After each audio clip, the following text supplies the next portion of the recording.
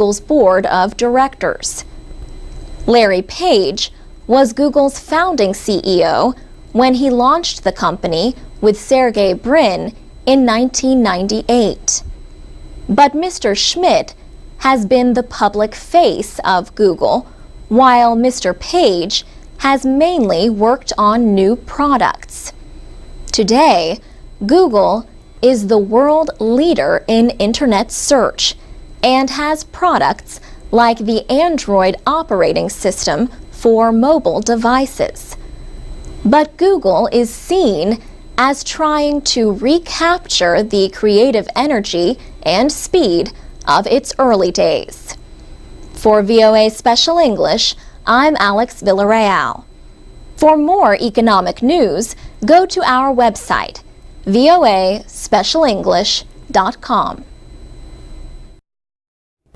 I'm Alex Villarreal with the VOA Special English Economics Report. President Obama announced an agreement with congressional Republicans in December. It would extend for 2 years the tax cuts put in place by former President George W. Bush. The tax cuts were to end in January. The compromise extends current income tax rates for all Americans for 2 years. That includes rates for the richest Americans. The agreement also cuts workers' Social Security taxes by 2 percentage points. Social Security is retirement insurance paid by almost all American workers and employers. The so-called payroll tax holiday would save a family earning $50,000 about $1,000 a year. For the president, the most important part of the compromise was the extension of aid payments to unemployed Americans for 13 months. In November, the jobless rate increased by 0.2% to 9.8%. Economists say payments to unemployed people directly help the economy because they spend the money immediately. This has led some experts to call the agreement a stimulus measure meant to improve the economy. President Obama said he accepted the compromise because he wanted to help unemployed Americans. But the president faced strong opposition from his own party. Some Democrats objected to keeping tax cuts for the rich at a time when the government is struggling with deep budget deficits. The extension of the tax cuts for the wealthiest Americans is expected to cost about $80 billion over 2 years. The deal also includes tax cuts aimed at middle-income Americans and businesses. Senate Minority Leader Mitch McConnell said Republicans support the deal. He said it was an important step to take for the American people. Before the agreement, Senate Republicans had threatened to block other measures unless the tax cuts for the richest Americans were extended.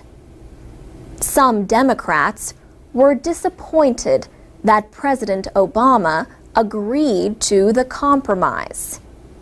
In 2008, he campaigned on the promise that he would continue tax cuts for the middle class. But he proposed to raise income taxes on families reporting $250,000 or more in taxable income. Later in December, both houses of Congress passed the tax bill, and President Obama signed it into law. For VOA Special English, I'm Alex Villarreal. This is the VOA Special English Economics Report. In early January, President Obama appointed Richard Cordray as director of the Consumer Financial Protection Bureau. This new government agency says it has already made home loans and credit card agreements easier for Americans to understand. But the Obama administration said the Bureau cannot supervise financial products like home loans without a director. The president used a measure known as a recess appointment to fill the position. He nominated Mr. Cordray last July, but the opposition Republican Party blocked a vote in the full Senate.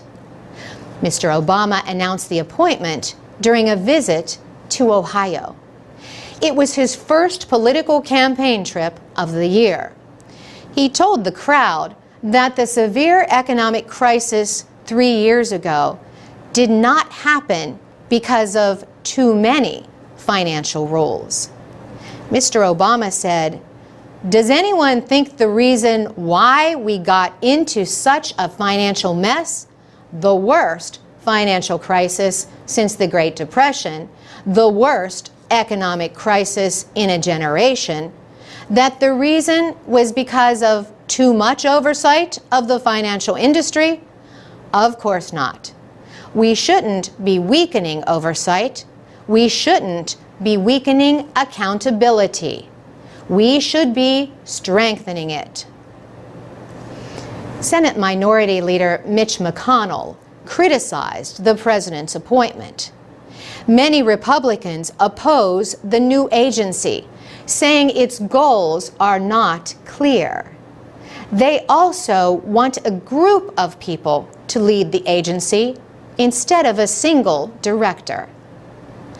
The Consumer Financial Protection Bureau resulted from the Dodd-Frank Wall Street Reform and Consumer Protection Act of 2010. Its goal is to make the market for financial products safer.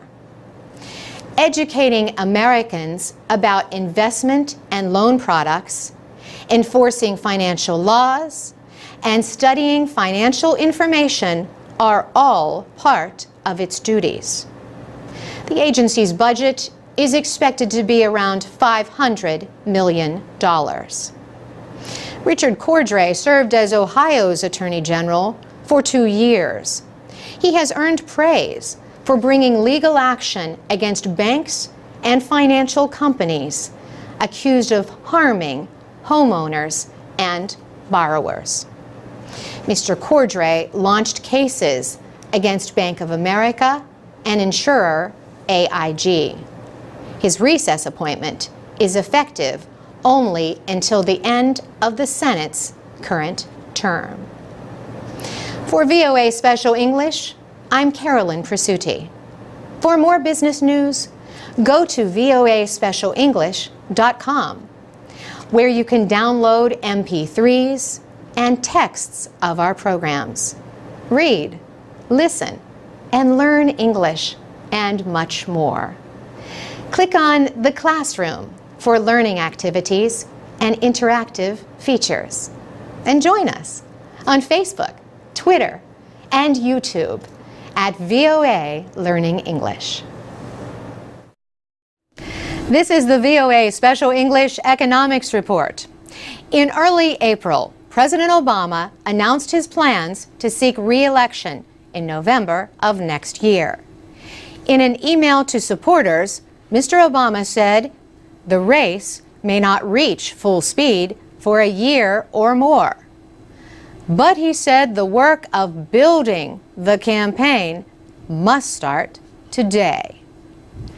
Some of that work will depend on how many jobs are created in the months ahead. Mr. Obama welcomed a report that the United States economy added 216,000 jobs in March.